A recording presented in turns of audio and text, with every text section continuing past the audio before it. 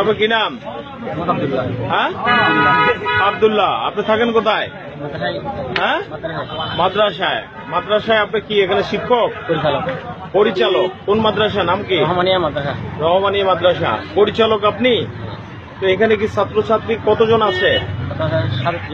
হ্যাঁ, ৭৭ জন। আপনি কি করেছেন? কি কারণে আপনার এই করুণ অবস্থা? আমি আমার বলেন। যে মেয়েটার সাথে মানে জিনিস ঘটনা হয়েছে, হ্যাঁ, মেয়েটা দেখার পরে আমি মেয়েটা সকালে বলছি তুমি কাউকে বলি না। মেয়েটা বয়স 10 বছর হবে। এই 10 বছর মেয়ের সাথে আপনি মিলন করছেন? তুমি এগুলো কাউকে বলি না, বললে এটা শরম কথা। তুমি আমার মেয়ের মতো, তোমার তো মা বাবা আছে, আমার কথা কাউকে বলি না।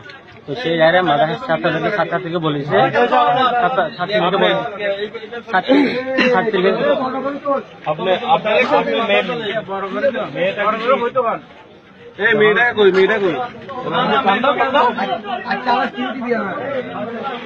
আচ্ছা, এটা একটু ধরেন, একজনে ধরেন।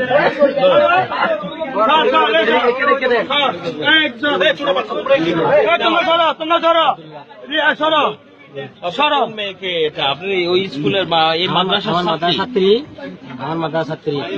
আমি সকালে তারে বলছি কাউকে বলি না, তখন লকডাউন আগে ঘুমে থাকি বলি না। আর সকাল তারা বলছি কাউকে বলবি না, বললে আমার সরম।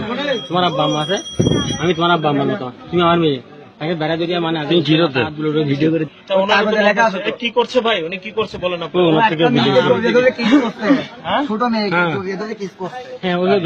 রেপ করছে এলাকার লোকজন তাকে ধরে মেয়েটাকে আবার ভয়ও দেখেছে, অনেক ভয় দেখেছে, অনেক ভয় দেখেছে। আমার ওনার ওয়াইফে বলছে যে মানে মেয়েটাকে বাড়িতে পরিবার এখানে আছে। হ্যাঁ আছে। কোথায় আপনার বাড়ি? কোথায়? তা আপনি এই কাজ করছেন কেন? এটা কি ভালো? আপনার স্ত্রী আছে না, বাচ্চা আছে না, তাকে সত্ত্বে কেন আপনি এই ছোট মাসুম বাচ্চা নিষ্পাপ কেন আপনার গায়ে হাত দিয়েছেন? কাকে না বলার জন্য, কাকে না বলার জন্য।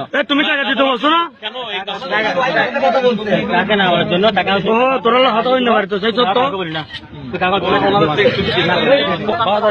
আমি ঘটনাটার পরিপ্রেক্ষিতে আমি থাকেন, আমি অফিসে ছিলাম, আমি সন্ধ্যার সময় আসি।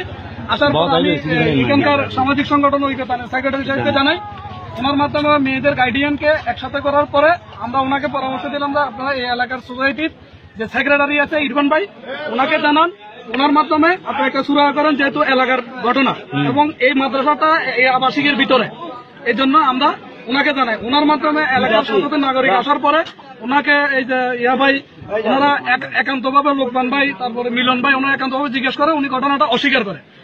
তৎক্ষণাৎ ইরফান ভাই আসার পরে সবাই যখন ঘটনাটা ওনার উপর উনি সজ্ঞানের সহিত সবার সামনে ঘটনাটা স্বীকার করে।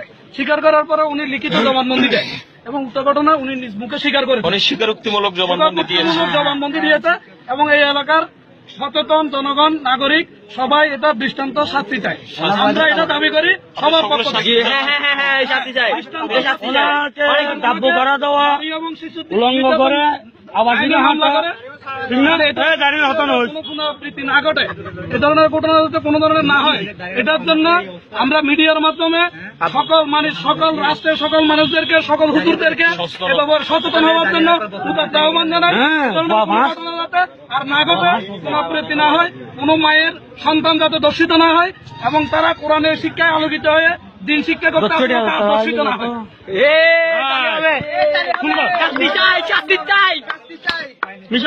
বারবার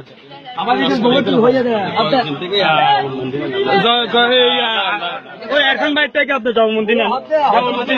এরফান ভাই ওনারা কি বিচারটা ভালো আছেন না? তো একটা মেয়েকে